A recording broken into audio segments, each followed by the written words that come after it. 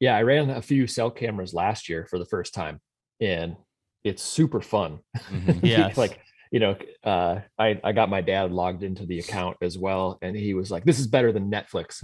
It's like gambling. You wake up every Yeah, morning and you're like, you Oh, gotta no. check it. them all. Yeah, Yeah, my wife wants yeah. to like divorce me every morning. She's like, why is your phone so bright? I'm like checking pictures.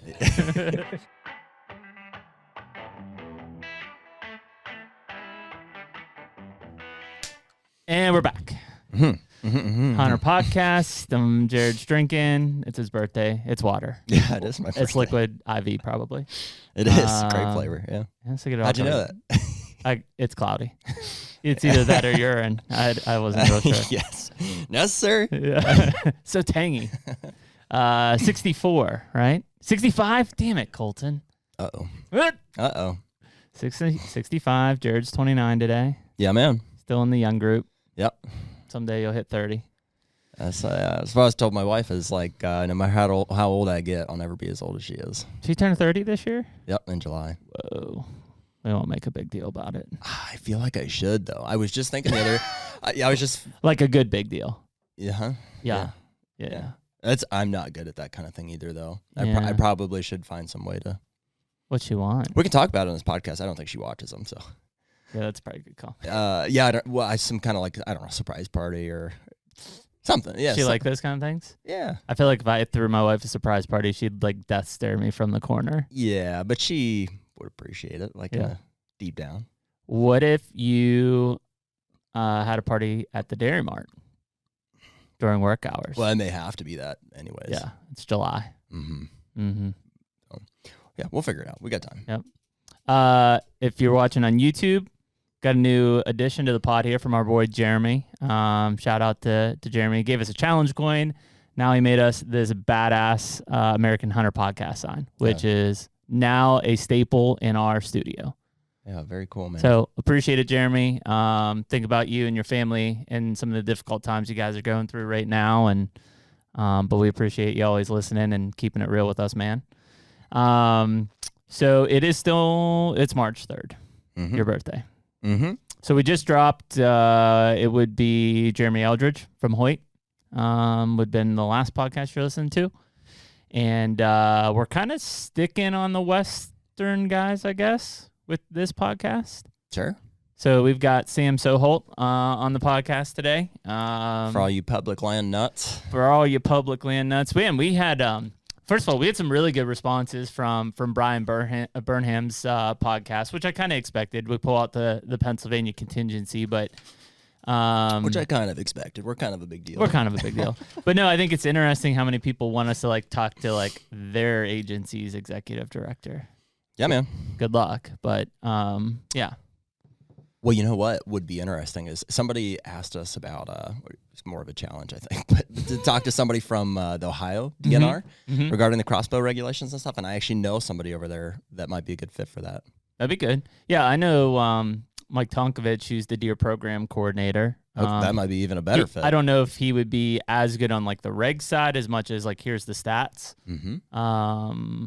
Yeah, and guys made some good points on that stuff. I mean, the one guy said, yeah, we've had it, and I didn't know that. I didn't know crossbows were legal in archery season for whatever he said, 20 years or something like that. In Ohio? Yeah. Yeah. One buck state like PA. I think the big factor is there's not nearly as many hunters in Ohio as there are in Wisconsin and Pennsylvania and Michigan. Yeah. I mean, granted, we're not you are a biologist. I'm not a biologist, but Me? like my non-biological perspective is just that there's generally speaking bigger tracts of land and fewer hunters in Ohio. Yeah. Do we know how many hunters there are in Ohio, Colty? Less than PA, I can tell you that. Oh yeah, I would assume under 500,000. Because I think like even Missouri's at like 500,000, Georgia's at 500,000. I think Ohio's less than that. I think they may even be in the threes. Yeah, Look that up for us, Colty. It is interesting to get the perspective from Brian. Like I definitely, first of all, I really appreciated him coming on. Like that was really cool. Kind of eye opening in some regards. It definitely seems like his position or the position of the PA Game Commission is more hunters is better. 100%. Generally speaking, License funds. It does come into conjunction with federal PR funds. Yeah, and they're a they're an opportunistic state. The goal is to have more opportunities. And the crazy thing is, you know, coming away from that, we heard a lot about the the super agencies versus independent agency, which the game commission is. Yep. And we've heard some nightmare stories. Like just recently, I'm like, oh, I understand why that's a super agency, meaning the governor and legislation runs that agency. Yeah. Talking about Utah with the trail cameras. And many others, you know, that even like Illinois and some of the stuff that those guys are going through right now with CWD and struggles and urban bow hunting and things. It's all political run, which is, you know, it's a very liberal state. So they're not going to probably act very nicely towards us hunters. Did you find that number? 310,000.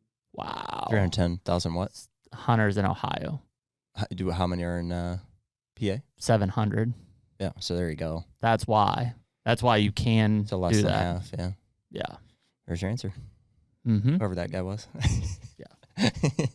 Anyways, so I thought it'll be interesting as we get into this conversation with Sam today, because obviously Sam Soholt. That's who's on the podcast today. I said it already. Did you? Yeah. Oh, I wasn't listening. Sorry. Jeez, that's like your only job. Okay, sorry. Yeah. I was thinking of what I was going to say next. Yeah. You go. So you go. Hey, Sam Soholt is on the podcast today. That's right. I said public land. Sorry. Yeah.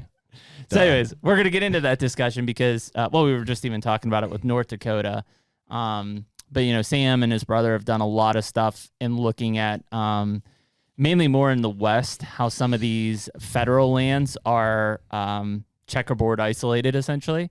So, like, you'll have, sections, townships, squares. Like, that's how it's run out in the land properties. You're talking about the corner hopping issue? Yeah, and you basically, like, how do you get from this block to this block when it's impassable?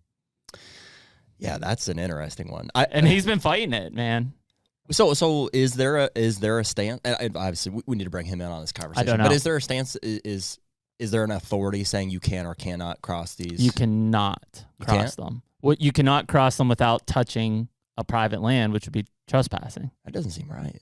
Yeah, it literally comes to a corner where, like, you physically cannot jump the corner. Seems like that totally defeats the purpose of those public lands. What's the point of having a public land? Sam's going to talk if about you can't today, access it? Great question. Seems like a great point to just have not brought. Just do it. Now, who's stopping you on the corner? Well, I think is that happening? I think it's because people are getting stopped now. People are getting for jumping those corners, or they're almost landlocked to where you can't even get to them. Like, it exists. How do I get to it? And that's been something that we've found, I think, even in like Kansas and some of these other places, Illinois, where it's like, okay, that's a badass piece of public that I can hunt. It's literally landlocked. Like, how? There's no right of way. How do I get to it? Yeah. We saw that in Illinois a lot in those swamp areas. We're like, oh, here's this piece of whatever national wildlife refuge that is huntable. How do you get to it? Because it's all public or private around it. You can't access it. Yeah, it happens. Hey, two quick things before we bring Sam in. Okay. This is just because I haven't seen you, so I wanted to tell you. Oh, hey. You just saw me 2 days ago. Well, yeah, but since then, I shot my bow today. Oh! Yeah, just for real quick. Wow. Yeah, it's been a month or more. So talking to Jeremy last week inspired me. Felt good. Oh, felt great. Yep. So did that, and I also got a no. I went to ask permission for just a rando. Somebody was like, "Hey, I saw a big buck on that hill." I figured out who it was. Pulled up Hunt Stand there, and I got a no. Basically, she was really nice. She it was a nice no. It was a nice no. I'm sure I'm not the first person to have approached her. Her no was because of liability. Whether that's actually the case or it's just kind of her go-to line. Is everybody's probably got one. And so I said, if I was willing to pay for liability insurance, I said, it's pretty cheap. Is that something you'd be open to? She's like, no, just, the liability. So I left it at that. Interesting. On that same mark, if you're listening to this and you haven't gone back and listened to it, our first I Bought a Farm episode drops tonight, which is March 3rd. If you're listening to this, it's not March 3rd. So it's already out. I also have a good bead on a guest to talk about liability insurance for farms you own. So we're going to get him in for an I Bought a Farm podcast. I probably know who that is. Yep. So should be a good one on that side. So there'll be a second one dropping here in a couple weeks, but first one, March 3rd, mark your calendars. And you're listening to this not on March 3rd. Yeah, so sorry for any delay getting that out. We're, Jeremy and I are just busy like everybody else. And we're trying to get to it, and it is important. But I think it's the consistency. We just wanted to make sure we were going to have enough consistency and time to be able to put those out frequently for you guys, because we don't want to do something half-ass. So anyways, those are my two things. Great. For an update. So without further ado. Happy birthday. Oh, Sam Soholt. There he is. Hey, Sam. What's up? How are you, man? I'm doing well. How are you doing? Oh, doing good. We appreciate you coming on the HUNTR podcast today. If Jared didn't remind you, it is his birthday, so this is kind of a special birthday gift. Is we have Sam Soholt on the podcast. Yeah. Well, happy birthday! Thanks, buddy. Appreciate that. Sam, so we were kind of pre-podcast getting into this a little bit, talking about kind of North Dakota and some of the drought and conditions that were out there for a while. And I don't want to jump right into some of the conversations that we're looking to get into, but kind of just give everybody a little bit of background. Are you born and raised in North Dakota? I was actually born in South Dakota. Okay. Yep. Born in South Dakota, grew up in Sioux Falls, and then went to school at North Dakota State in Fargo. Mm-hmm. And then moved away from North Dakota for almost 9 years. Went to Iowa for a little bit for an internship, and then went to Colorado for about a year, and then went out to Montana, and then got married. My wife took a job at the hospital back in Fargo, so I'm back in North Dakota as of 2.5 years ago. Very cool, man. That's awesome. It's this time of year, I don't know, is it getting better in Fargo area, or is it still it's still death outside? Yes. Yeah, it was -5 this morning. Yes, that's crazy. Yeah, which sucks for March. I usually count on March to be like kind of like the weather break. Yeah. You might still have like cold and gray and whatever, but typically you don't have those negative temps. But it looks like even on the 10-day forecast, we got a couple nights next week that are going to be like 10 below. Oh boy. Wow. Yeah. I don't want to rub it in your face, Sam, but I wore a t-shirt to the podcast on Tuesday. I left my house in a t-shirt today. I'm very jealous. Yeah. I was just out on a trip in Montana, and it was like, when I drove out there, I was driving through eastern Montana, and it was like almost 60 degrees. And I just couldn't believe it. Was like such a shock to the system. It felt so good when I got out to like fill up with gas or whatever. So that's crazy. On a plus side, you can still ice fish. So yeah, if I did a lot of ice fishing, that would be great. But I'm just ready for turkey season. There you go. I'm jacked for a little bit warmer temps and some time spent in the woods chasing gobblers. So do you have like a map kind of planned out right now for where you're going to be heading when turkey breaks? Not really. I'll probably just go on a tag buying spree at some point, and then I'll just see where the wind blows me. So I know I'm going to head out to Montana. Jason Matzinger throws a turkey camp every year, so I'm going to go try to kill a bird out there. I'm going to go do a hunt with the Identical Draw boys for their mentor hunt down in Nebraska. Very cool. Might chase one around in Minnesota. I guess we'll just kind of see where I end up. Forgive my ignorance, but in the beginning of the podcast here, I might as well get it out of the gates. Sam, I understand that you're well accredited and established in this industry. What is your gig? Are you like a full-time influencer? Like, do you have a day job? Like, what's your what's kind of your? I don't really like shtick? that word, because I feel like all right. I feel like I got going in this industry before influencers were a thing. All right, well, give me another word. I don't know. I mean, that's probably the right word for social media, I guess. But content guy. I would say, just photographer, public land advocate, and I mean, basically, I just shoot photos and raise money for conservation. Awesome. It's my full-time gig though, is shooting for different brands within the hunting industry. Yep. And I kind of like parlayed that into my own, like being able to hunt for myself a lot. Like early on, it started as I was following people around in the woods, people that were a lot more well-known than I was. And as I kept working with more and more brands, I just kept trying to transition it into, I just wanted to be able to hunt, do my own hunts and then document those and shoot photos along the way. So, I mean, I picked up a camera so I could spend more time in the woods. I didn't really pick up a camera so I could spend more time following other people around in the woods. So sure. makes sense. And then it kind of like transitioned into the conservation public land advocacy side of things. And my brother and I started public land teas as a way to raise a bunch of money for conservation and give back. And that's, I mean, between shooting photos and selling merch to raise money, it's a definitely over a full-time gig for sure. I can imagine. So what thank you for that, Sam. What kind of spurred you off on the public land conservation side? Because like all of us who are really dedicated in this space, whether it's just because we love hunting or we just love the outdoors, we cover probably a variety of grounds. Were you solely like a public land hunter growing up, or was there a moment in time where it's like, wow, like these things are just so valuable and we're, I won't say neglecting them, but we're just not paying the attention we should? Yeah, no, I grew up hunting a mix, between waterfowl, upland, some deer hunting when I was younger. It was a mix of public and private. And I think, as a, hunter, outdoorsman, sportsman, I think you eventually go in a circle, right? So when you're growing up, if you're lucky enough to have a dad or an uncle or a brother who like gets you into it and like kind of like teaches you the ways, like, and kind of brings you up in that space. I think for a while you're the kind of the mentee and you're learning and you're getting into everything and taking it all in. And then you kind of strike off on your own and figure out your own style and the way you like to hunt and where you like to hunt and the things you like to do. And then eventually you're going to start to get other people into hunting, and you're going to start to recruit people to want to like share that journey and help other people have those experiences.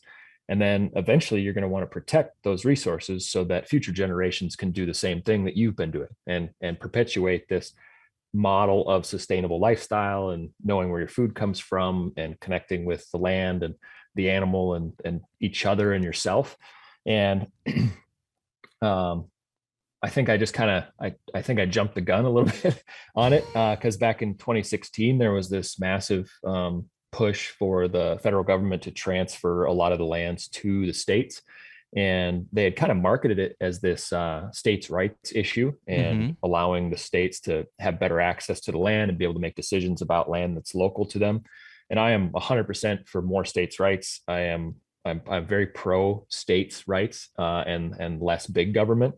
But at the same time, when you're talking about 640 million acres of land, the long story short is those states can't afford to manage that land. And if there's one wildfire or one, disaster, something happens where like wipe out the state's bank account, they're going to have to sell that land to cover the costs of what they're taking care of. So, in 2016, there was threat of being like basically losing the land, which I lived my entire life off of. And I felt like I needed to speak up and use my small voice to kind of raise awareness about it and get other people involved and educate people. And it kind of just struck off down that path. And it kind of blew up into its own thing. I never imagined that I'd be this far down this road. I was so fired up about it. I bought a school bus as a rolling billboard to raise awareness about public land issues. And that kind of took on a life of its own and the plan was to do that for a year and ended up spending 2.5 years kind of living out of a bus most of the time and traveling around hunting, fishing and camping and talking about public land. So I think for me, it was kind of like not being forced into it, but like, just circumstances, at where I was in my journey as far as a photographer and like in the industry, I was kind of looking for that next like big challenge, next thing that I wanted to do and accomplish. And the timing was right. I didn't, not married, no kids, all of those things, and had a little extra cash burn a hole in my pocket. So why not buy a 37-foot school bus and start down that road? 100%. I've done the exact same thing. I think it sounds like a great idea. It's an interesting topic when you get into that federal state thing. Take waterfowl and migratory birds, out of the wayside there. From a wildlife level, it is state managed resources, right? And with the exception of those migratory birds or threatened and endangered species, if we think of most of our game animals that we're all hunting, it's a state managed resource.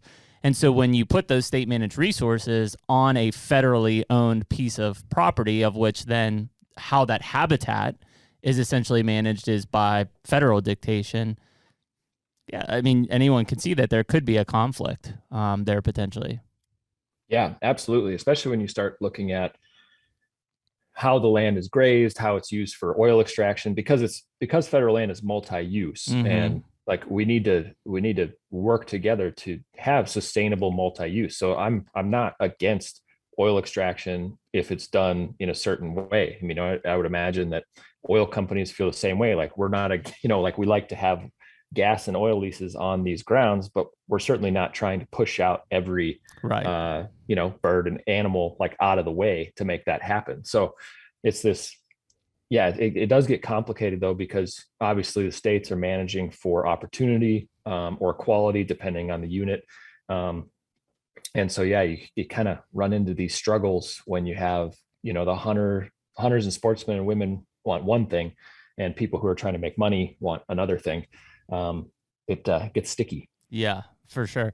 Well, and I know that you and your brother have kind of really, I don't know if I want to say shed light or brought more attention to some of the issues out west when you see this checkerboard effect happening. And Jared and I were kind of talking about it before we even got on the podcast with you. And we've I won't say we've seen it just because the way that the property boundaries and stuff are in the Midwest and eastern part of the country are a little bit different, but there have definitely been situations where there's been perfectly acceptable hunting land that's landlocked, right? There's literally no way for us to get to it. And you're looking at the map and you're just thinking like, okay, it's open to the public for hunting. How do you get to it?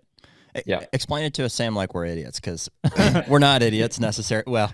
Well, we're naive to the we're naive to the issue. We're from southwestern PA here, and as we were talking before the podcast, like North and South Dakota is about as far west as we've made it. So I know some of the western guys would be like, "That's the east." But yeah, so like people listening, imagine you're looking out of a plane. You're looking down on this basically flat plain of land. I mean, there's obviously topography and everything down there, but if you're looking down at that, imagine it having an overlay of a checkerboard on top of that land. And what happened a long time ago was when the railroad went through, I believe it was, basically the federal government owned massive swaths of land, and they had basically given it to the railroad to build the railroad through these chunks. I'm going to get this historically wrong because it's been a while. No, we'll act like it's right. It sounds accurate. Yes, you're on so far.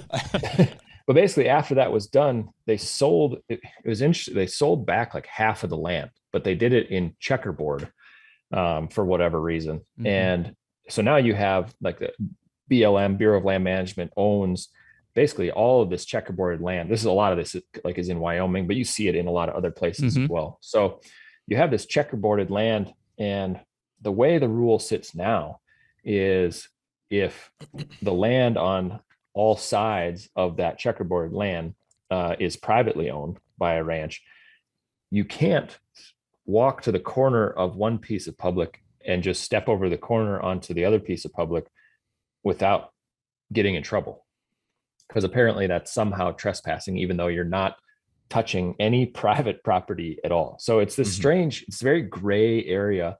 And there was actually a case, some hunters out of Missouri were hunting in Wyoming last year, and they were pretty clever about it. So they had seen this checkerboarded land, and they were like, well, we don't want to touch the fence because that technically could be, like you could possibly prove damages if, say one of them's climbing over and you break a rung off the fence or whatever. And like, you knock that barbed wire down and you cause cattle to get out. Right. So they actually hauled in a ladder, like a two-sided ladder way into this corner and put it over from public to public. And then they just climbed over the ladder.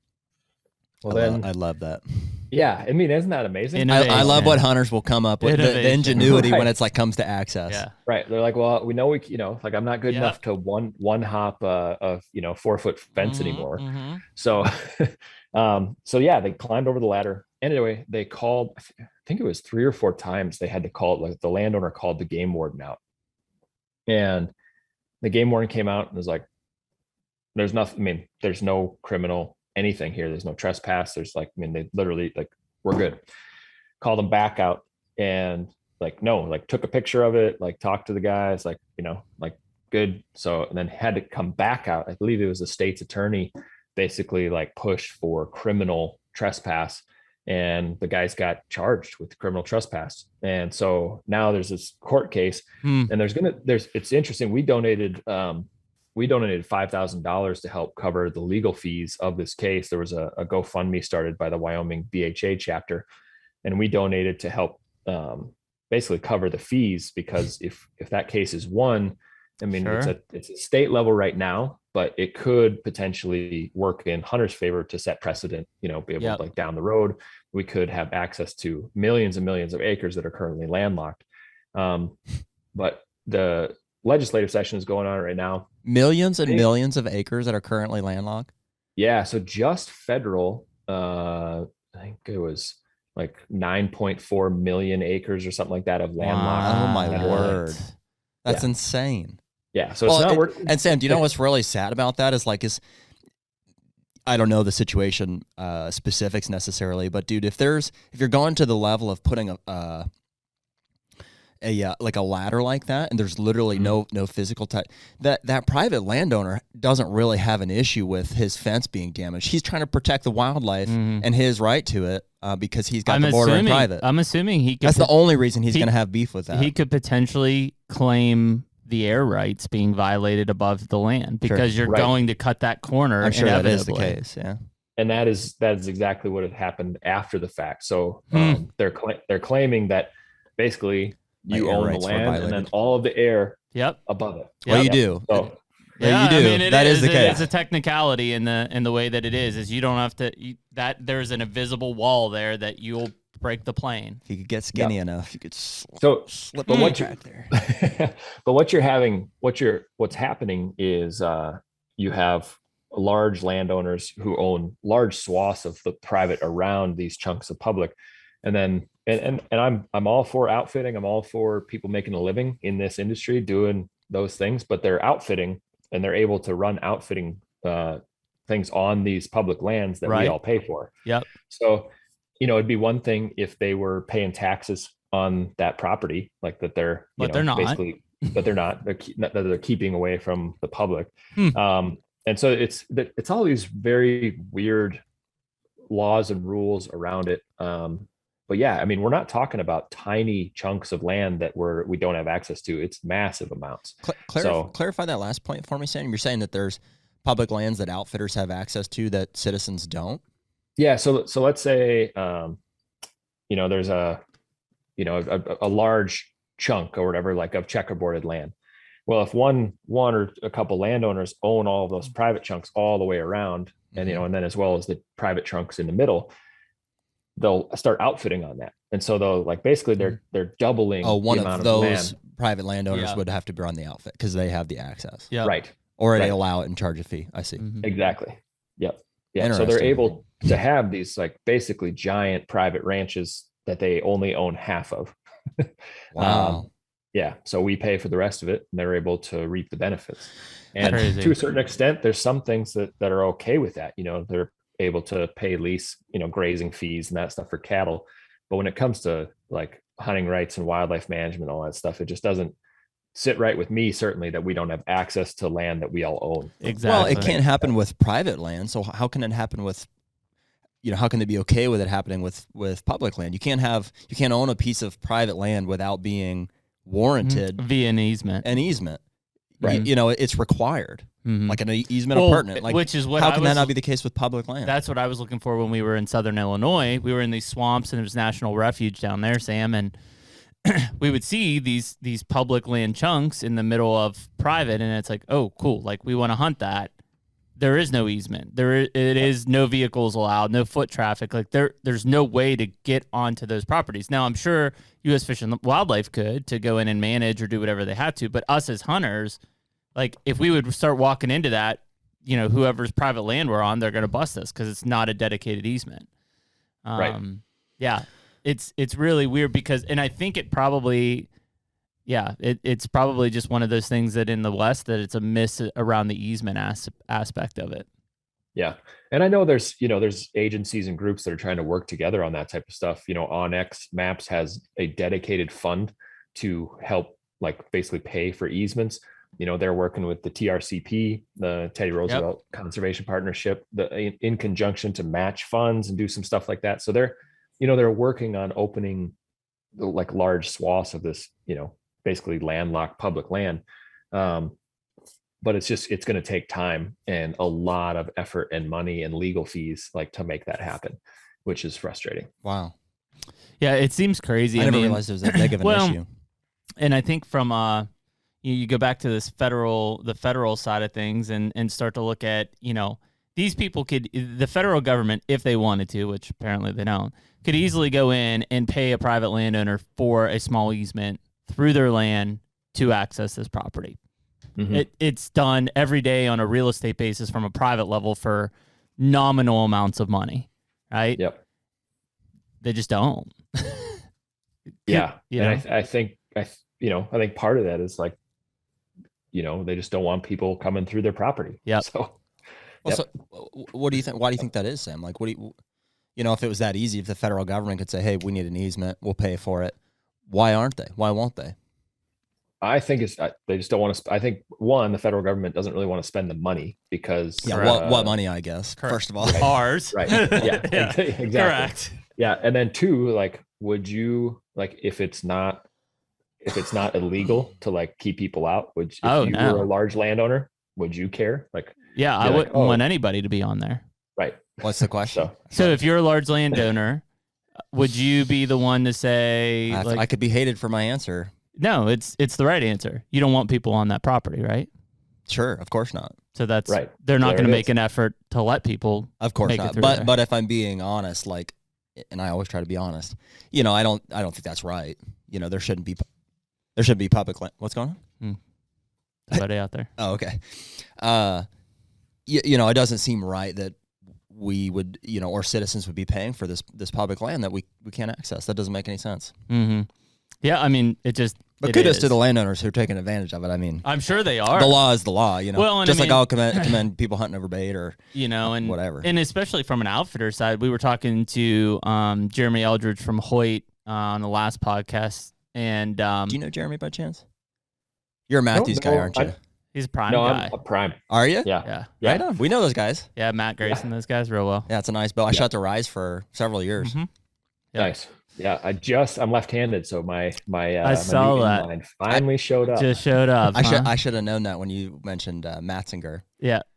Yeah. You must also know like Remy and Remy Warren. Yep. And who's the other guy? Solo Hunter. Tim Burnett. Tim Burnett. Yep. Great guy. Yep. All those guys. Anyways, the Prime crew. So we were talking with Jeremy, and Utah just banned all trail cameras from July 1 to January 31.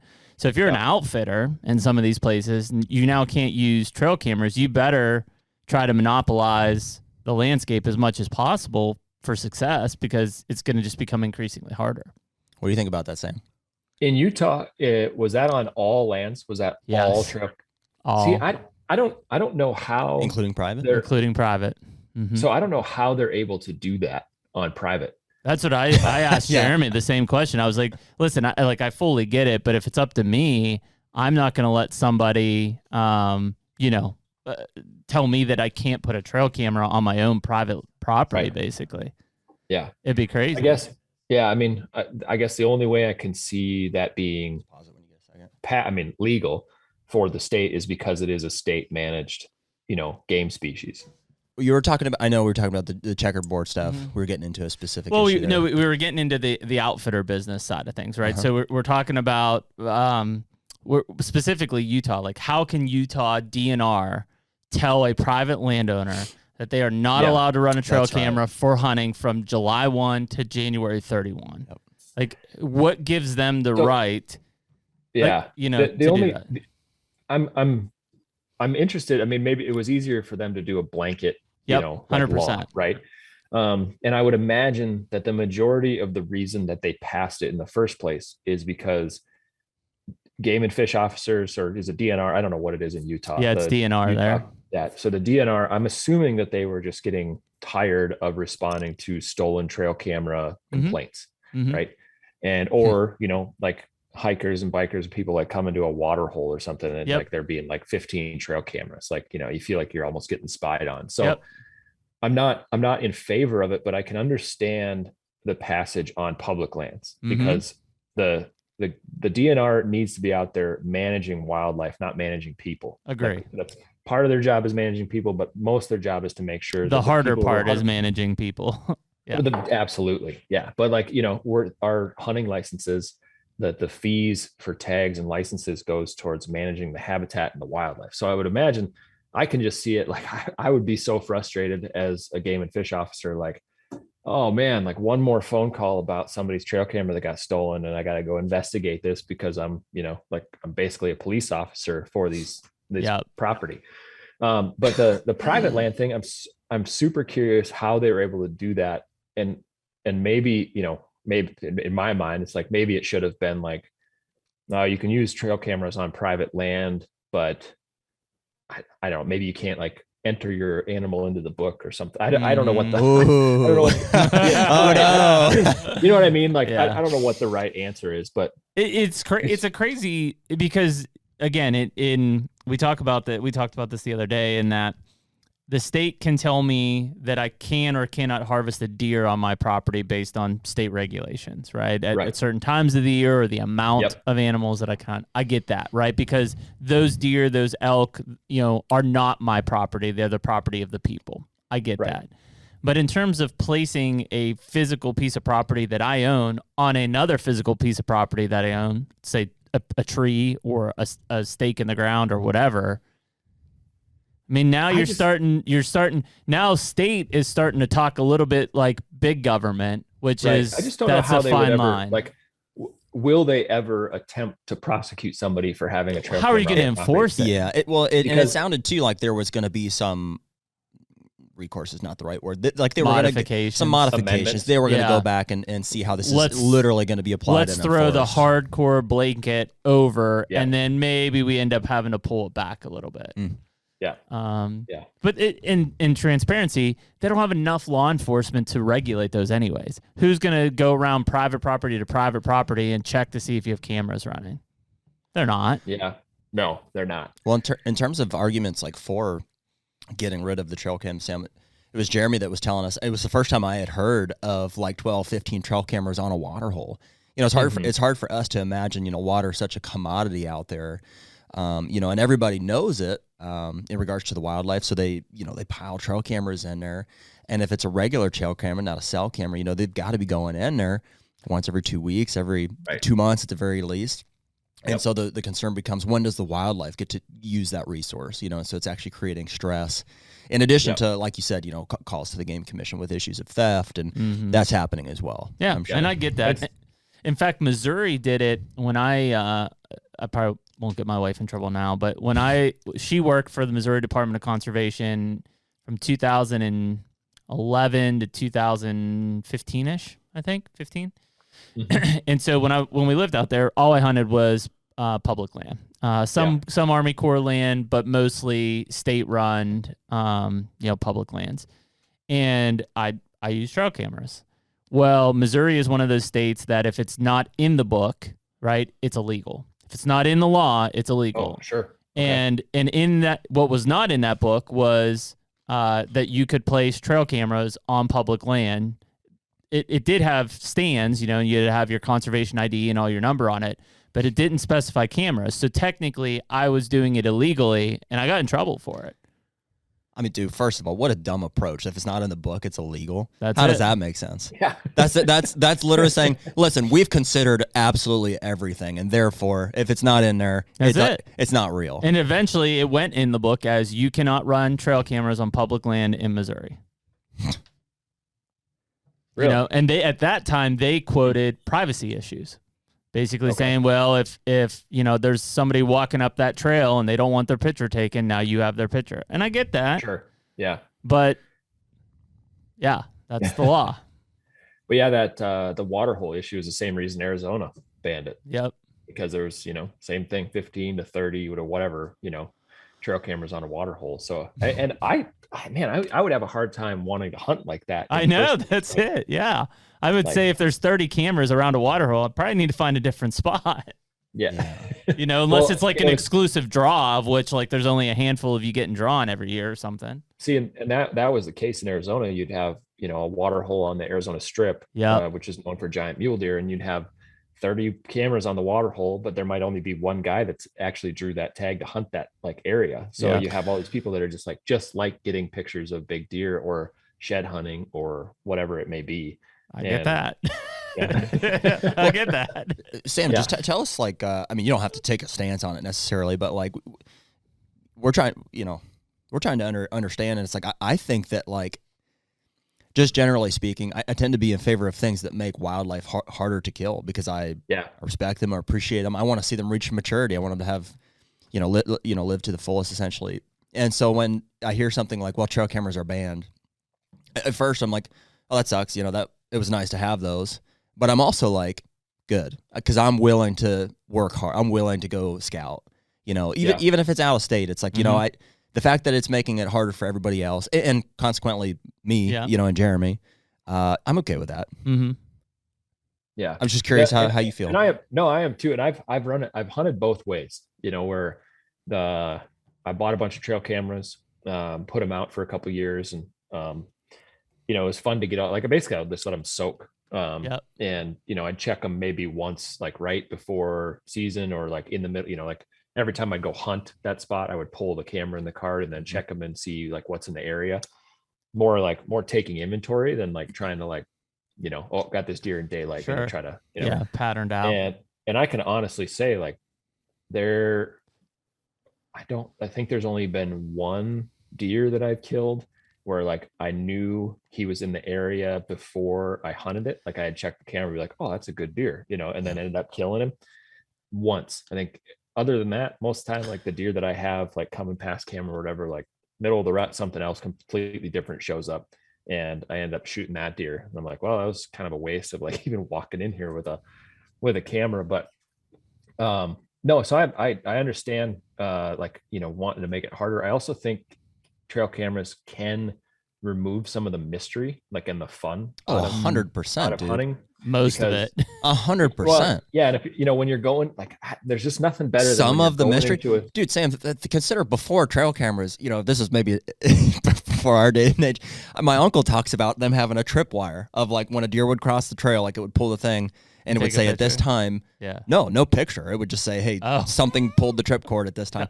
They had no idea other than in Pennsylvania, you can spotlight at night and you can get an eye on them that way. But dude, before the trail camera, like we had no idea what was out there other than what came through like the check stations which was the excitement, man. You woke up for hunting or opening day or something and you sat in that stand, everybody would lie if they thought like your dreams are just of that giant buck coming through and 9.9 times out of 10 it didn't happen, but a deer comes through that you didn't know. Yeah, dude, trail cameras have completely changed the industry, in my opinion. Well, you even talk about the fact that when you're hunting and you see a deer, you don't think of that deer's at this age. You think of that deer is this deer. Mm-hmm. You know that 100%. Deer. Well, and dude, beyond that, I think cell cameras completely changed the industry again. Like it's a different beast altogether. Mm-hmm. Like trail cameras gave us the ability, like you said, it took the mystery out of it. It's like, and in a good way, it's like, cool, I can identify these deer. I have more time to study them. I can observe their habits, at least, from pictures. I can be more effective at conservation, at least in what animal I want to harvest, because I can recognize the animal. All that's a good thing, but the flip side is, it takes the mystery out of it. There's less surprise. Mm-hmm. So better or worse. And then when you get to cell cameras, it's literally to the point. So contrast what you were saying there, Sam. I haven't killed a buck in the past 3 to 5 years that I didn't have regular pictures of on a cell camera. I mean, those things kill deer, and I'll stick by that stance. Mm-hmm.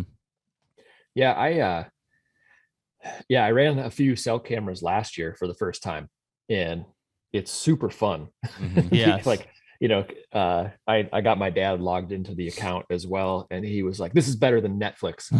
It's like gambling. You wake up every morning and you're like, "You gotta check them all." Yeah, my wife wants to like divorce me every morning. She's like, "Why is your phone so bright?" I'm like, checking pictures.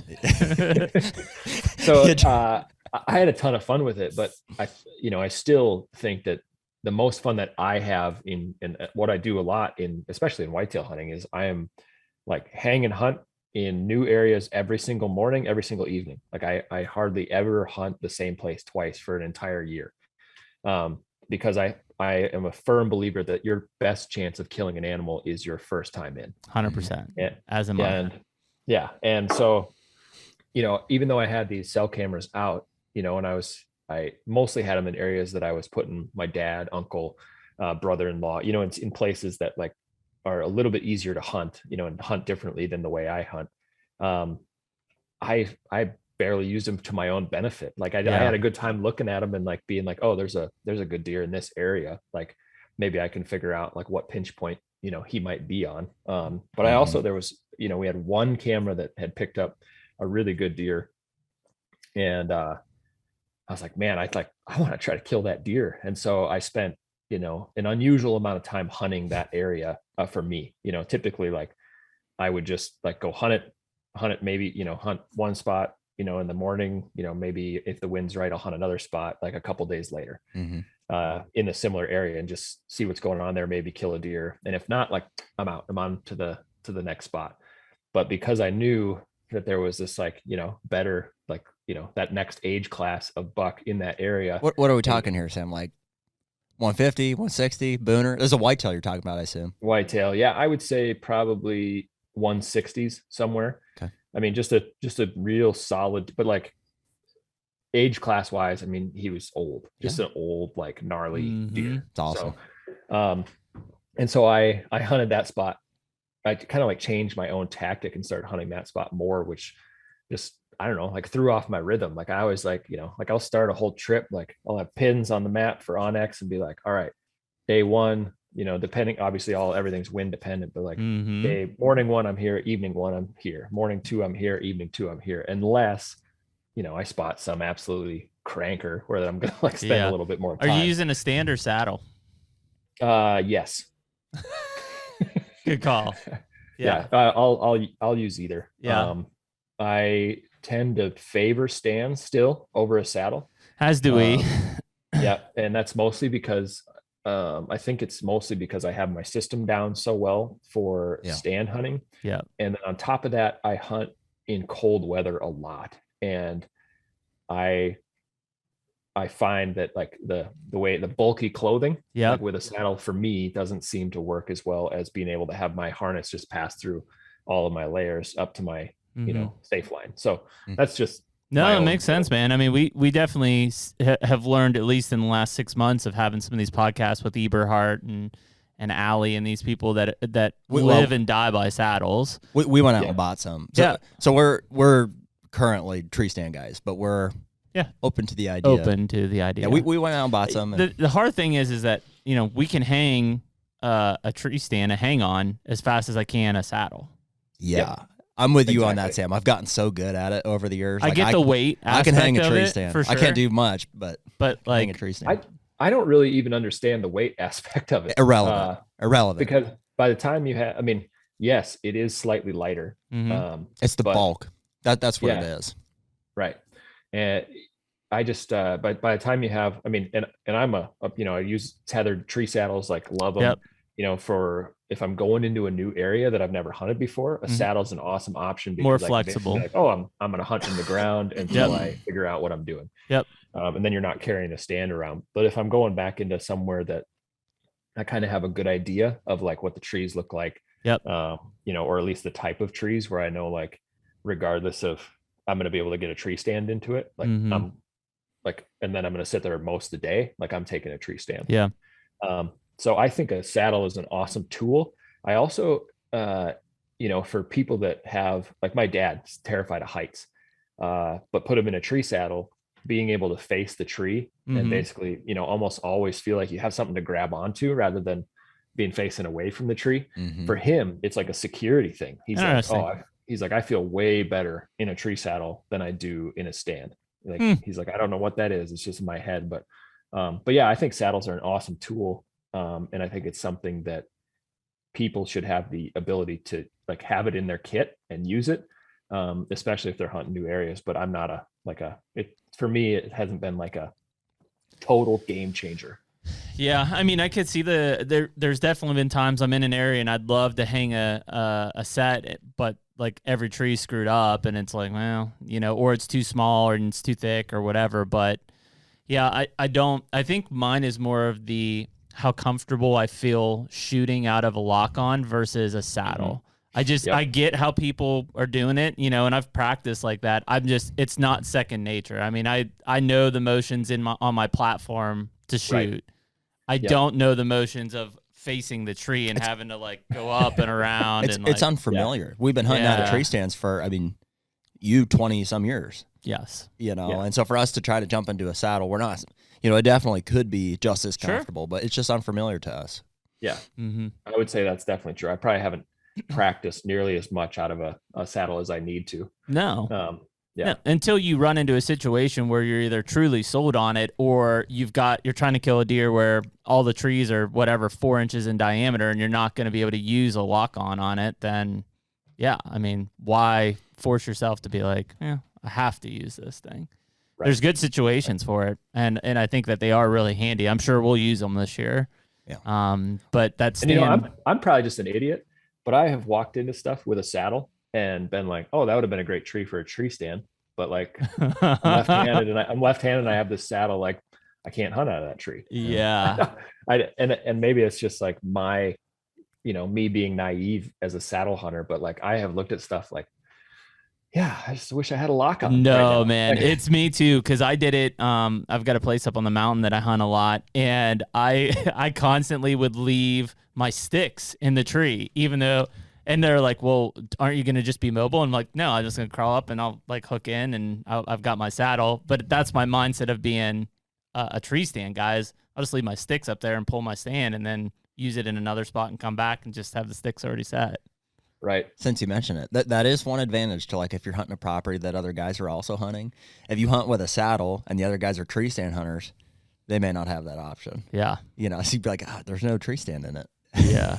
You better go over there. Better go. Yeah. I will say, as a tree stand guy, first and foremost, the times that I've thought, or in hindsight, man, it would be nice to have a saddle is not so much hanging, because I've never had a giant issue. I can get them into most trees, I think. It's going in and coming out. If I think about peak of the rut, especially, you're going in for an all day set. My bag is packed, has clothes rolled up on top of it, has antlers on the top of it. Oh yeah.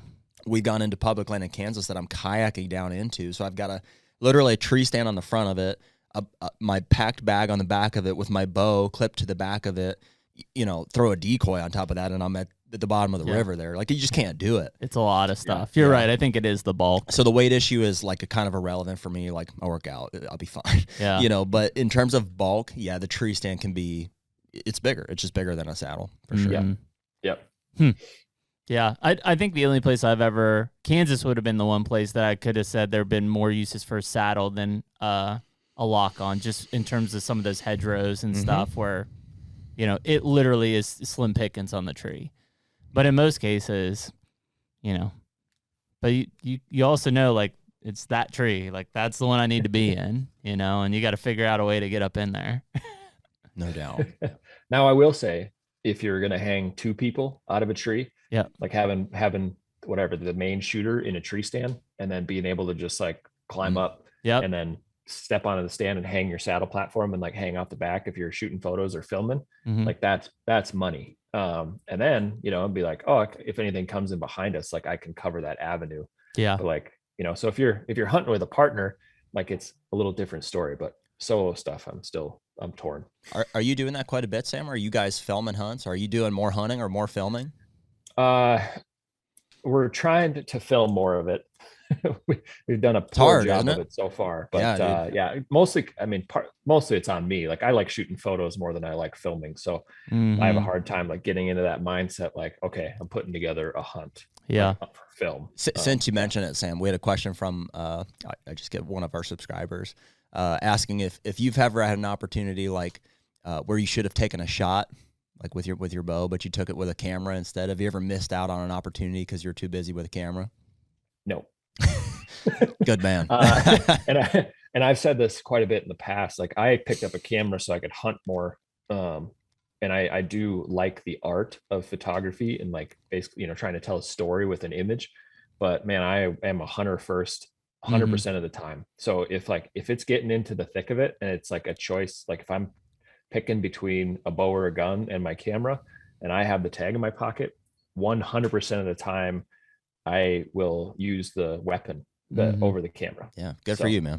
That's the right choice. I think what's interesting about that, Sam, is, and I saw that you kind of brought up the Joe Rogan cover for, was it Peterson's recently? Yep. I think what's interesting there is like you being the photographer, but also like a dedicated hunter puts you in a lot better position for those really cool shots because you understand how to move, you understand what to look for, you know, and it's no knock to other photographers, but I've seen a lot of guys who just aren't familiar with hunting or they're not that in tune with it, and they struggle in those settings because they don't know how to move, or they're not sure when that shot's going to happen. They don't even know how to anticipate it. Meanwhile, like you're kind of waiting there as a hunter, like, hey man, like it's going to happen like soon. Like you got to be ready. Yeah. It's a weird thing. It's a weird dynamic to have when you're out there with someone else. For sure. And I think I got lucky, you know, grew up hunting, but, you know, getting into the photo side of things and then being able to go on these hunts with incredible hunters, like way far and above like my skill level, like guys like Remy Warren, Adam Greentree, you know, Rogan was a novice hunter when we went on that moose hunt, but like being with the guide, like all of these different people who like their skill level, like is so far and above and like being able to learn. Jason Matzinger, you know, guys like that. But then them understanding that I knew how to hunt as well. So like, it was really fun to be able to get into these like rhythms with these guys and like know that like there was never a question that I was going to be able to move in with them or not, you know, and like just being out of sight, out of mind, and they can just do their thing. So yeah, it's cool I was able to learn how to hunt better from those guys. And I was also able to get the shots that I needed to without screwing up their hunt. Yeah. Well, dude, there's so much value in the details. It popped into my head when you said that. Have you ever seen that Allstate or like Nationwide commercial? It's on right now. It's the bull rider hunt thing. Yeah. I noticed the other day, I've seen that commercial 100 times. And the first time like shot of that guy, he like wraps his hand in the rope and then grabs onto the horn on like it's like a Western saddle. No. And then like later in the commercial, it just like cuts real quick, and then he's just holding on to the rope like back behind it.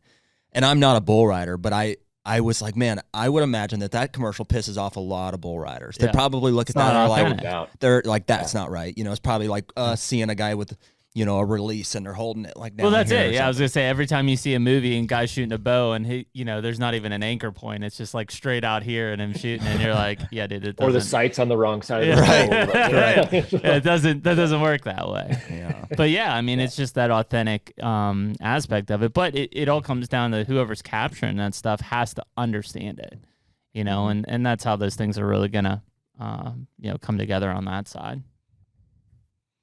So what's all right? So you're married now. So do you still have the school bus?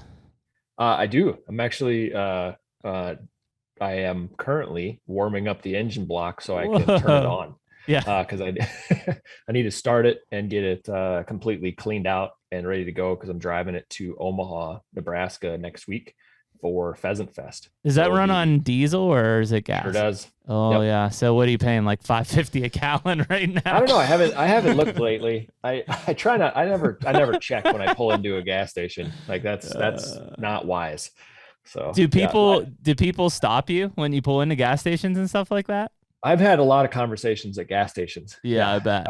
I've given lots of tours, you know, like it's been fun. Like, especially when I was on the road all the time, like, you know, every once in a while there'd be somebody that like had seen the bus on social and they'd flag me down or whatever. But most of the time it was just people like, what are you doing? Like, especially, you know, a lot of people thought it was like a government bus because it says it's like kind of like green and tan. And then it says public land bus. And they just thought like I was a federal like game warden or something driving around a school bus. So no, I've got to talk to a lot of cool people along the way. That's awesome, man. So yeah, I guess, so you said Pheasant Fest? Yep. So we'll have both the bus and the van down there in Omaha, and then we're part of the Public Lands Pavilion. So we'll be selling all of our merchandise. We actually have 3 brand new designs dropping at the show. Then they'll hit the website shortly after that. But yeah, so what we do is $5 from every item we've ever sold, we've donated back to conservation initiatives. And so at the show, it's no different. And at Pheasant Fest 2 years ago, right before COVID, we helped fund a Build a Wildlife Area campaign that Pheasants Forever had going on. So everybody in the public lands pavilion pledges, I forget what percentage, I think it's 10% of the profits to the initiative. And then this year, because it's in Nebraska, they try to do like local, raise money for local initiatives, and they have the Open Fields and Waters program in Nebraska. So the money that we raise at that show will be donated to that project through Pheasants Forever. Very cool. Yep. Yeah, I bought that's where I have that like Muley Meat Company shirt from, and then the whitetail with November in it. Public land tees. Well, thank you for the support. Yeah, man. Yeah, they're badass tees. We'll have to dip back in after. I'm kind of in need. Yeah, I've got 100 t-shirts, but none that I want to wear. As my wife would say. I know how that goes. Yeah. So when you get, I guess when you're starting to look at some of these public land initiatives, like that one you're working with, an NGO in that case, Pheasants Forever. Are you finding, I don't know if I want to say partnerships or interest from the state level, from the Game and Fish or the commissions themselves, or is it typically through an NGO? So far it's typically been through an NGO, but I think state agencies are very open to that, especially places that have like walk-in area or these open fields and waters. North Dakota has the plots program. Yep. And so I think there's definitely opportunity there for, not only people like us, but anybody who wants to like do like a match donation to open up some chunk of property. So yeah, most of what we've done is through, different conservation organizations, just because it's simpler on our end to because they're the ones that are researching these like specific projects. And then we can come in and kind of like help kick that over the top. We donated $5,000 to RMEF for their Falls Creek project in Montana, which was, ours was a drop in the bucket, but it was helped open up 26,000 acres of public land in Montana, donated to the South Dakota chapter BHA that helped pay for a lease that opened up a bunch of public land. So we try to find, we've done several donations to Pheasants Forever, BHA, Mule Deer Foundation. It's just kind of go across the board, and we try to find these specific projects that are going to actually go to things that we want, which is more access to public lands or protecting public lands or increasing habitat on those lands. Very cool, man. Is there one or a few of those things, Sam, that kind of stick out in your mind as some big wins? You're like, man, of all the stuff we've done up until this point, that one thing was really cool.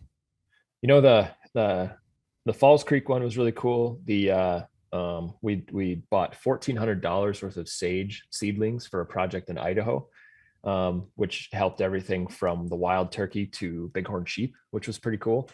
But I would say our largest success donation, whatever, has been the Stamp It Forward project, which over 3 years now, I'm just going to add it up real quick while we're sitting here. Cool.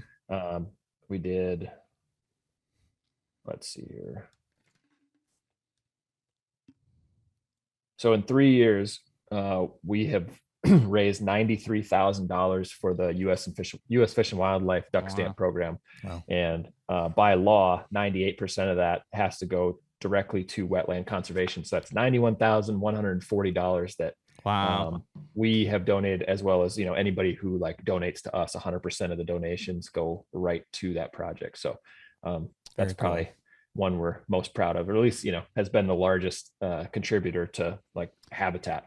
I think one thing that's interesting on that side, Sam, in just looking at all the different projects there, and this is one that a lot of NGOs have done well, some maybe not so well, but when people get into the donation mindset, or if it's an endowed money that comes in, or trust or whatever it might be, a lot of times the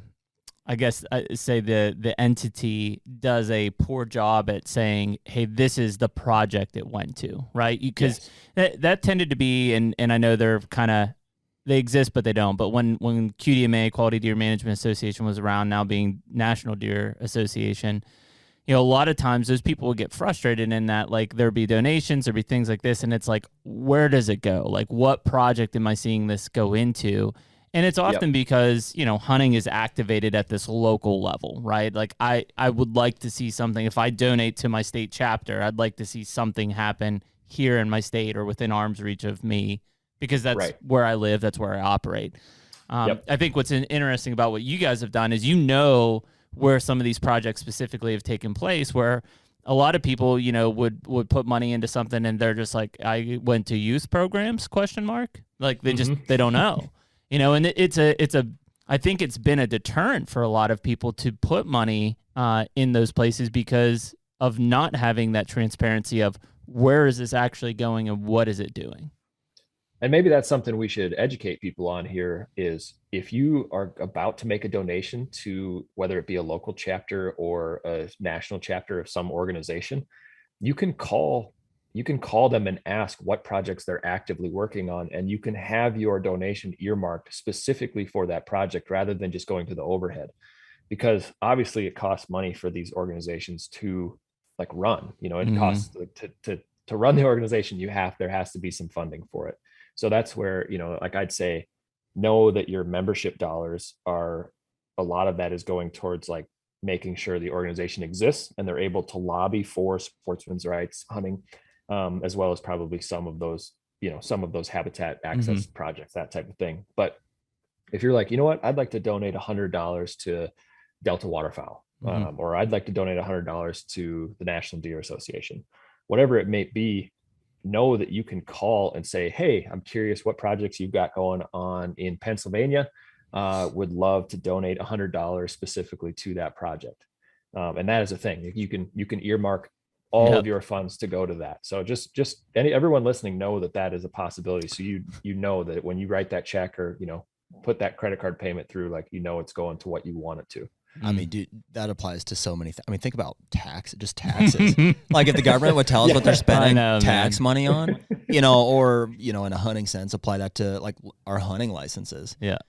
And forgive me if I'm just naive and I don't know that it exists, but what do they spend that money on? You can find out some of that information through the Pittman-Robertson Act. Yeah. So a lot of the time, the money that is raised through license sales, they do match donations for giant projects, and then they'll get, say the state puts up $100,000 for whatever project, they'll get a match donation from the PR fund, and then they can use that towards building a new boat ramp or installing a gun range or whatever the project might be at the time.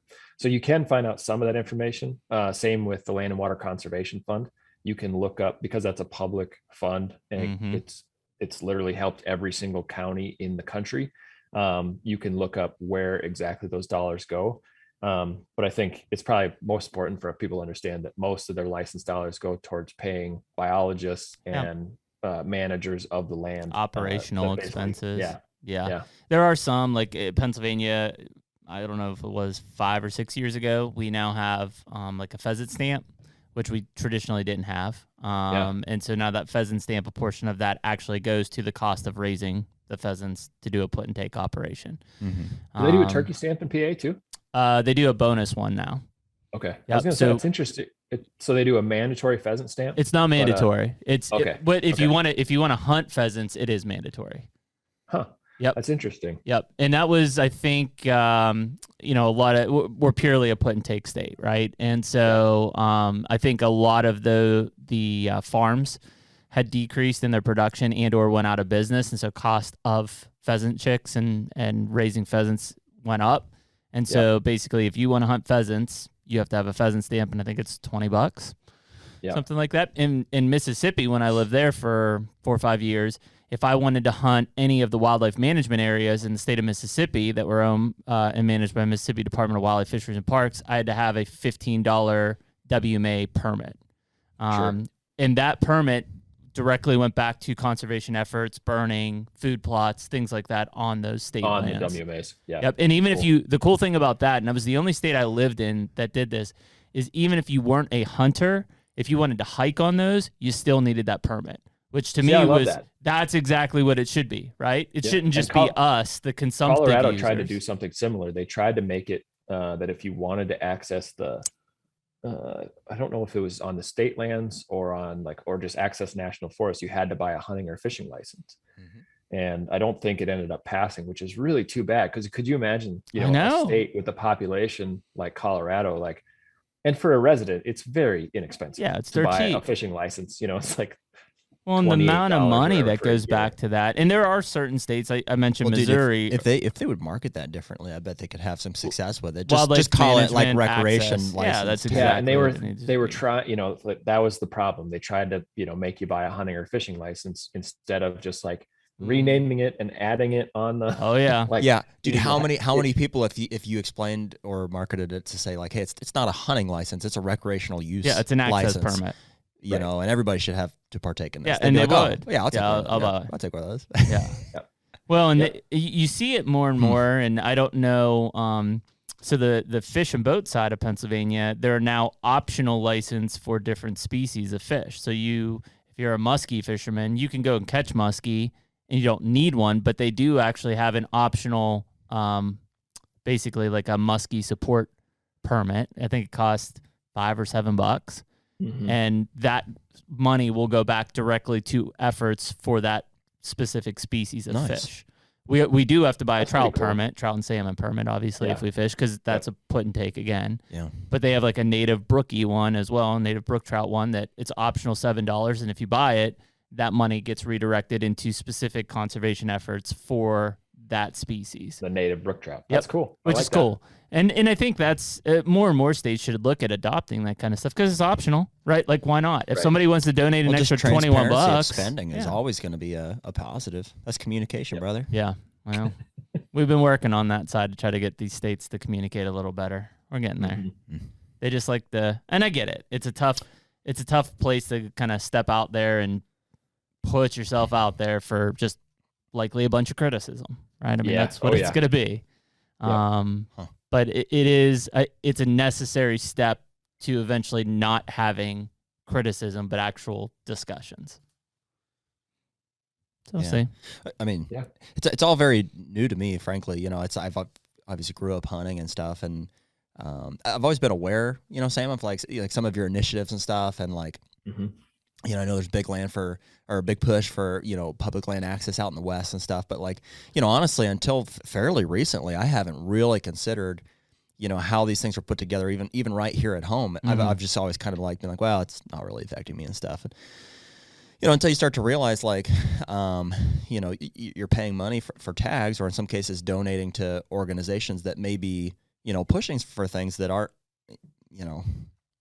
really like what you thought it was going towards, or maybe would be better put towards something you could do on your own private land, in the case of some of these eastern states here. Well, so that's what I was going to ask, Sam, and kind of maybe it's not a loaded question, but it may be more complex in that obviously in a lot of states, and maybe not Wyoming and Montana necessarily, but in a lot of states, I would say that the habitat on privately owned lands probably contributes more to the wildlife than on public lands. Western or eastern states? Just mainly Midwest and East. You could probably just say yes to that. Okay. Yeah. Yes. And so and there are obviously certain programs that apply to private landowners to help enhance wildlife habitat, whether it's CRP, CRAP, wetland reserve program. But a lot of those are on a federal level. Do you think that there should be more state assistance for those private lands? I think, I haven't done the research on like what type of grants you can get. I know that there's a lot of them out there if you're willing to put stuff into like conservation easements. So I don't know how much more there needs to be. I would encourage more private landowners to take advantage of those things. And what that looks like in each state, I don't really know. But I think, especially in states where you have, massive swaths of private land and very little public land, like, of course, like the better the private land stuff is managed, the more spillover there is onto public. And so people are going to have better opportunities. On the flip side of that is, as more land is privatized, or as more people kind of look at private land as like a hunting oasis, I know that public lands are going to get more crowded. So there probably needs to be something. It's difficult, right? Because we talked about it earlier. Like, if you own the private land, like, why would you want to let people, just come hunt on your property? But there should be I would like to see a program that would incentivize more landowners to do stuff like walk-in area, to do stuff like, plots in North Dakota, to do stuff like open fields and waters in Nebraska. South Dakota around Aberdeen, they did the Aberdeen Pheasant Coalition, where it was community-based conservation funding, where a bunch of businesses in Aberdeen put into a pot, and then they sweetened the pot for the landowners at a one-time fee to open up their property into walk-in, but they had to keep it in walk-in for 5 years. So, it was people that were like willing to open up their land anyway, but like the typical walk-in fee just wasn't quite enough money to like make it worth it for them. But like being able, I think between Pheasants Forever and Aberdeen, the community, I think it was like $175,000 was raised. And in a single year, it opened up 4,000 more acres for people to hunt. So I think I would like to see more. It's close. Yeah. Yeah. I would like to see more, projects like that, where we're seeing, you're not only increasing the habitat, but you're also increasing the amount of access to spread people out on the landscape. Well, that is that common practice? I mean, I know in the states that we've been several in, North, South Dakota, Kansas, Pennsylvania, all have walk-in programs. I'm sure there's more. I think and I know the plots program is really good in North Dakota. I think in some of these states they're established. I just don't either think they're well funded or Sam's saying they're not paying enough. They're aggressive enough on that side. And I guess my fear in that is, and we've talked about this before, but these especially in the Midwest and East, these public lands are just small political boundaries that obviously the wildlife don't give two shits about, right? They're on and off. It doesn't matter. People from public look at the private as an oasis because it is an invisible boundary, right? And if there are more attractive food, bedding, whatever on private, that's where the deer are going to be or the turkeys are going to be. And where my fear is the more people we jam into these small political boundaries, the less the quality of experience is, right? We've talked about this how many times. And at some point, that will dramatically affect hunter numbers across the board. Because who wants to go and hunt public land where you pull up and there's 12 other vehicles and you walk 2 miles back in and start calling a turkey on the ridge and the guy pops up 100 yards away and starts calling right at you. Yeah. Very possible too. Well, just if we move past it, forgive me, but like, how do you guys account for the fact that like just because land isn't public doesn't mean it's not getting hunted by people that don't own the land? Well, it very well could be, but like the amount of pressure on that land is certainly still less. Yeah, very mitigated, like in comparison. So the animals on private are going to be less pressured. That's just even if it's like open to hunting, most people aren't going to just walk on a place that's not public access unless somehow they know people or they've been hunting it their entire lives or whatever. Well, like so for, here in Pennsylvania, for example, like, public land is receiving, X amount of pressure. I think it's probably fair to say that like almost every 20 to 40 acre tract is also getting hunted by at least one individual. But you got to remember, PA is a different animal. Yeah, we've got a lot more hunters, but it still would be a lot less hunters density on that private land. Sure. And not even just the density, but just even activity. I mean, farms out of the way and like farm activities out of the way. I mean, you got people who are just out walking their dogs on game lands because it's 65 degrees outside, and that's the pressure that just is never controlled. I mean, hell, in the springtime, if I'm not turkey hunting, you'll catch me walking on some of the brookie streams right down through the middle of the game lands. Like, am I messing up turkey hunting for the guy tomorrow? Maybe, but I'm also catching native trout. So, like, what do you want me to do? Yeah. So I think that there's an unmatched amount of pressure there, and it's probably in certain seasons more than others. Pheasants, even though it's a put and take operation, the fact is there's a limited number of places that they stock these pheasants in the state. And when you pull up, even for youth day, I've pulled up with the kids, and there's 9 cars and 7 dogs running in a field that's 20 acres. I'm like, we're not going. It's not. Either somebody's getting sprayed with BBs, it's a mess. All the birds are flushed out. Like, it's crazy because this is the only place you can do this. There are no other. You could go and hunt that area over there. There's no birds. Like, they're not there. They dropped them in this 20-acre field in switchgrass. They are not over there. And that's it. So what do you do? And it's going to start. And I feel like we're kind of at that tipping point after COVID. And I can't remember, who do we talk about with this? remember who we were talking about this like tipping point of hunters and numbers and stuff on the increase side. Everybody we talked to pretty much. But Brian from the game commission. I'm curious what you guys think about that, because in my eyes, obviously we had COVID. There's this massive increase in people in the woods, massive increase in people applying for tags. In your areas, have you seen a big swing? Yes. No. Have you now started to see a big swing the other way? Oh, back? No. I think it's starting to leach that way. Schools are back. School sports are back. Oh yeah, everything's back. Yeah, COVID's over. You didn't hear? Yeah, it's over. I did hear. It's gone. COVID is. In case you didn't get the memo. I think this will be the year. So in 21, because it was still enough. Like I look at where we were here and in Southern Illinois. I mean, I've never seen so many guys on public land. And it's not that we weren't venturing to like go out. We couldn't even get a parking spot to even try to get deep in some of these places. Yep. This will be the year. Life is slowly coming back to normal. Inflation will deter people from traveling and doing things like that. Even putting in for tags, maybe. If you go into a parking area, all that free money you had the past 2 years is gone. Now everything costs twice as much. It's gone. See how that works? If you pull into a parking area in October or November and it's loaded with cars, we probably have something to worry about. I would agree. Yeah. I would say we haven't necessarily seen the results of like less people, but I would say, this year is going to be slightly less than the previous two would make sense. Yeah. And I saw it happen, at least in the, the Great Plains, like greater expanse. I saw it early turkey season was still absolutely nuts. Never seen more people out chasing turkeys. And I noticed how much different the turkeys were acting because of it. But about halfway through the season, there was like the valve got shut off and people were just like, all right, I'm out of money. Like, and then I was like really worried for deer season that it was going to be just slammed everywhere that I went.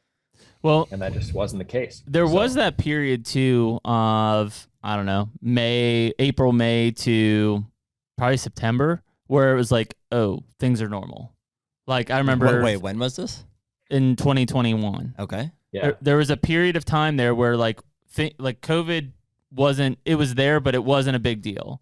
And people were still working remotely and getting money. And then all of a sudden towards the fall, it obviously Omicron and all this other stuff came up and it re-ramped itself back up. Yeah. So I don't know, are we in one of those lulls again to where turkey season, 2 years ago, 2020, they canceled my non-resident turkey tag in Kentucky because of COVID. Yeah. Yeah. And Kansas too, right?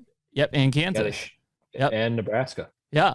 So, and then, so you had, and I'm not saying, because residents could still hunt, but non-residents couldn't. And so, this turkey season, the other thing, and it's just because I've gotten into it more with the kids, is some of these fisheries have been hammered for 2 years because you think everybody wants to hunt? No. Everybody wants to go fishing. Because it's easy, we get a thing of night crawlers, and we're out fishing and these fisheries have just gotten pummeled for 2 years. It used to be just really hit hard on the weekends, exactly. But now you have lots of boats every day of the week. Yeah, man, it's hard. Dude, there's a little stream right down below my house there that feeds into Monongahela, and I think the game commission or a local sportsman club stocks it. Yeah. And there's at least 5 people on like a 200-yard stretch every single day. Yeah. Of the entire year. I know. And it's these are the things on a resource level. I guess I have a little bit of concern, and I've expressed my concern on this in that the resource is pliable, right? It's not like we're going to kill all the deer, we're going to kill all the turkeys. That's not going to happen. But what I do think is we're going to go from this kind of false high of license sales, and we're going to just fall off a cliff. And it's going to be because life goes back to normal, and people are going to realize they like going to concerts and football games and stuff more than they like hunting. The other part is all those people who were like, oh, I kind of like this hunting, are going to realize this sucks because I just run into 7 guys every time I'm out. I never even see a deer or a turkey, and they're just going to drop too. We're going to go from what is a 20-year high to a 20-year low, I think, in a matter of like 2 years. I don't know when it's going to happen. Maybe it's 22, maybe it's 23, but it will for sure happen. Yeah. Can you blame them? No. Can you blame people for going out and running into a bunch of people? It's like, this sucks. This is stupid. Exactly. I'm just hoping, I'm hoping that these state agencies also saw that, like coming. I hope so, man. All of a sudden their coffer is just jam packed with money. Yep. I'm hoping that they took some of those funds and, invested it into something where they're just getting a return where they can, keep drawing off of and putting it into habitat and that type of stuff. But, we'll see, hopefully in 2 or 3 years, they're not screaming for, funding. And my concern is that a lot of these in Pennsylvania's one, although we had a great conversation with the executive director, is that they're watch 3 years and then analyze. Well, you watch 3 years and it might be too late. We may be in the ditch after 3 years. I definitely got the feeling that Brian felt like we were on a strong upward trajectory and that was going to continue. And it's not to say that we don't want more hunters. It's just I don't know. I don't know how many people you can put in the public land boundaries. They don't know either. He told us straight up, we don't know. There is no number. But more is better. But more is better is what he said. More is better. Of course it is I challenged him on it. I was like, I don't know if it is, dude. That and I see his point. He wants to maintain a culture of hunting, which I do as well. It's opportunistic. We want to advocate for each other as hunters, regardless of your weapon. But yeah, at some point, I mean, it's tragedy of the commons. Essentially, you have too many people taking advantage of a. I want people to have a great experience and want to be hunting for the long haul, not one bad experience and out, or one good experience, then a bunch of bad experiences, and then quit and never look back. Because those aren't the people that are going to continue the future. Those are flashes in the pan, which is what COVID was. Yeah. Well, dude, a real hunter will, no offense to anybody that this doesn't tell, but a real hunter will embrace the suck, and there's going to be hunts. I mean, dude, we hunted hard for a week on Shawnee National Forest in Southern Illinois. Hard. We got our ass kicked. All day, every day, got our ass kicked. I didn't see a deer over 2.5 years old. And I saw a lot of guys over 50. Yeah, for sure. That really sucked, And if that was one of my first hunting experiences, I would have been like, yeah, I don't know if this is for me, But because I've got the backbone for it, and I love it. I just kind of embrace those, and I know that when we go to Kansas this year and I kill a giant, like it's going to be because of that sucky week in Illinois that it's going to, that's what's going to fuel that. So. Yep. Yeah, it'll be interesting, man. I mean, my kids even feel it hunting private land. Like they're just, weeks at a time that just deer aren't moving, weather sucks, whatever. And like I can see them slipping at times on it of like, I don't really know if I want to do this. And I'm like, that's fine. I'm not going to force you to. But like, I can't imagine, trying to get it done on some of these public lands where, it's not easy. And it's surely in today's culture, it's not easy to get these kids hooked to really want to hunt and, year in and year out and continue to work harder at it and stuff. Yeah. Especially when they're going on social and their buddies killed a 180-inch deer, like his first time out, he's like, I killed a 180, So it's just, but that's and part my of brother it. and I have talked about it at length. There's so many things that are easier to do than go hunting or fishing. Yeah. There's so much entertainment that is easier and more available than hunting and fishing. So you'll have, it's just, there's going to be generations of people that are like, I don't know, like I could go hunting, but that seems really tough. I can play Wordle or I can do whatever and like get still that dopamine hit. Damn, I still don't get this Wordle shit. I see these people posting this thing. I'm like, what the hell is that thing? First time hearing it. What's this? You never heard of this thing? Wordle? Sounds like a Pokemon. It's like a word scramble game, like app that blew up. Oh, yeah, cool. People at the gym. Have you ever shot a booner? People at the gym don't play that game. No, I've never shot a booner, so I don't know that feeling. I shot my first one last year, so I can nice. I can barely say that. Yeah, and it's barely scraping by it. You're in. It was a green score, so yeah, it's counted. We don't use nets. That's right. Well, listen, Sam, we appreciate you coming on the HUNTR podcast, man. Really good discussion. Appreciate your efforts too, to really be out there and you do have a platform, man, and people listen and pay attention. And so, and dude, you've got friends here in Pennsylvania now. So like if there's something we can do to be a part of this, absolutely, please let us know. 100%. We'd love to do that. Yeah. I wanted to plug one thing while I'm on here. Well, maybe two things. So public land teas, if anybody wants to help. We're going to go on and buy some when we're done with this. And then I actually just got done recording an 8-episode podcast with Ben O'Brien called Roost. Oh, very cool. It's behind a paywall. So like you have to subscribe to get to the podcast. But we if anybody who's like either just starting out turkey hunting or getting into turkey hunting, we kind of did like an all-encompassing turkey talk. So everything from the State of the Union surrounding wild turkey to turkey biology to calling to cooking to, hunting strategies, from A to Z. We covered it all. So if anybody's looking for a good turkey podcast, it's coming out here, and I think next week it launches. Where will they be able to get that? Like Apple Podcasts, same places, or specific? So it'll be on Supercast. Okay. Woodside.supercast.com. Okay. I believe is the website. Yeah. Who is Ben? Where do we know Ben from? So Ben O'Brien started the Hunting Collective podcast, and then, that's and right. went to work for Meat Eater for a few years, and now he is struck off on his own. He's the community marketing manager for Duck Camp Co. And and then he's doing his Woodside podcast that he's having. Yeah, we're familiar with Duck Camp. Maybe we've crossed Ben's path at some point. We did. I think prior to him being at Meat Eater, we crossed his path. When he was at Yeti? Yep, at Yeti. Yep. Cool. Yeah, cool. Awesome. Yeah, definitely check that podcast out. We'll give it a look. We're going to shoot some turkeys in the face this year. That's what I like to hear. We've got a love-hate I got to stop saying the same thing on every podcast, but we have new guests, so I got to tell you. My dad's got involved with this. It's an organization called Fellowship of Christian Athletes. Yeah. And we've got a farm in eastern central Ohio with a bunch of turkeys, and frankly, I just don't care about turkeys. Sure. If I'm being honest, but I kind of do, but I just, They're fun, but you don't. I've decided to commit myself to the white-tailed deer. But anyways. So nice of you. Well, it's creating opportunities for other people. I'm just trying to be generous. So through that organization, my dad's hosting, I think one of the first youth turkey hunts. And so we're going to have 12 kids come out for free. Obviously, they're going to bring a mentor. And so I'll get to be one of the guides on that. So that's the first time I've been excited about turkey hunting in a little while here. So I love it. I love it. Really good. Well, cool, Sam. Well, we appreciate it, man.